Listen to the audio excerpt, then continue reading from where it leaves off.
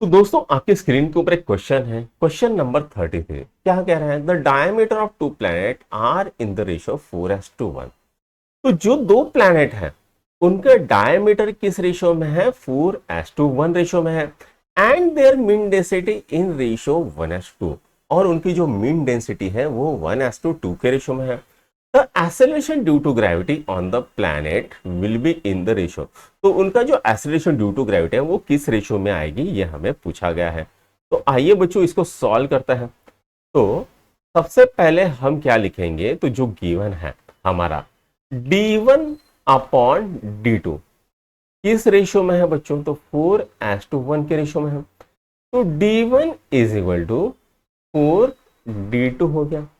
तो यहां पर d1 क्या होता है? ट्वाइस r1 हो जाएगा। इज इक्वल टू 4 × d2 क्या हो जाएगा? ट्वाइस r2 हो जाएगा। दो ने दो को मारा, r1 कितना मिला है? तो 4r2 हमें यहां पर मिल गया है। ठीक है। अब उसके बाद हमें क्या बोला है? जो डेंसिटीज है ρ1/ρ2 वो किस रेशियो में है? तो वो है 1/2 के रेशियो में।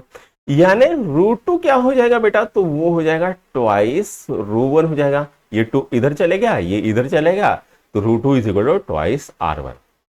ठीक है, इतना हमने सॉल्व कर लिया। अब acceleration due to gravity g का फॉर्मूला क्या होता है? gm/r², ये होता है। तो पहले प्लेनेट के लिए हम g1 कर लेंगे, यहां पर m1 कर लेंगे, यहां पर r1 कर लेंगे। ठीक है। अब यहां पर जो मास है बच्चों, तो मास क्या होता है बच्चों? तो डेंसिटी इनटू वॉल्यूम होती है। ठीक है, डेंसिटी क्या होती है? Mass upon volume. तो मास क्या आ जाएगा? Density in volume. और वॉल्यूम क्या होता है? तो वो होता है किसी स्फीयर के लिए, वो होता है 4/3 इंटू पाई r³ ये होता है। अब ये जो सब है यहां पर m1 के लिए हम एक इक्वेशन बनाएंगे, तो √1 इंटू 4/3 पाई r1³ ये बनेगा। उसी तरह से m2 के लिए क्या बनेगा? तो यहां पर √2 बनेगा, यहां पर √1 आ जाएगा, यहां पर √2 आ जाएगा। √2 इंटू 4/3 इंटू पाई r2³ हो जाएगा। ठीक है, इतना हमने कर लिया। अब g1 के लिए फॉर्मूला क्या बनता है? तो g इंटू m1 क्या होता है? तो बेटा g इंटू m1 होता है आपका √1 into 4/3 into pi into r1³ divided by r1²। इसने इसको मारा, बचा कौन? r1 बचा।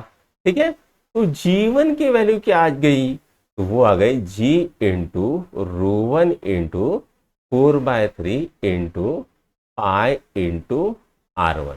ठीक है, और g2 के लिए सेम वैल्यू आएगी, वो क्या आएगी? g into √2 into 4/3 into pi into r2 आ जाएगी। ठीक है, अब g1/g2 क्या होता है बच्चों? तो g into √1 into 4/3 into pi into r1 divided bye क्या होता है? g into √2 into 4/3 into pi into r2।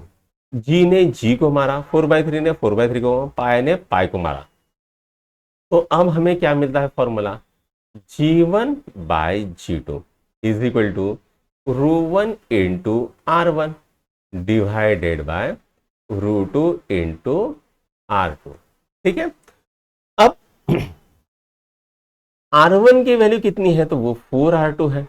√1 की जगह पर रू लिख लेते हैं, तो ये आ गया 4r2 डिवाइडेड बाय √2 क्या है? तो ट्वाइस √1 हमने निकाला है इंटू r2।